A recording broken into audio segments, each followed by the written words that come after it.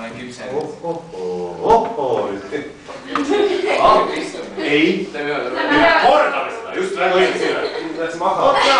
On spordiinimesi. Kordame käed taskust välja, lehed rippuga ja palun. Aga hästi lödiks. Ei tõsta veel.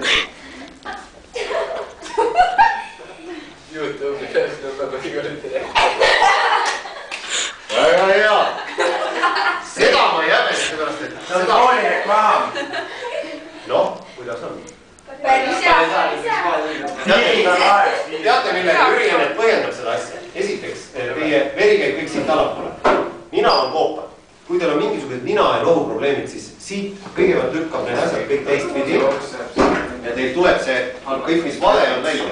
Rääkimata verest, mis teil muidu käib ülevalt alla, nüüd valgus pähe. No palju parem, teil on kohtume järgmine.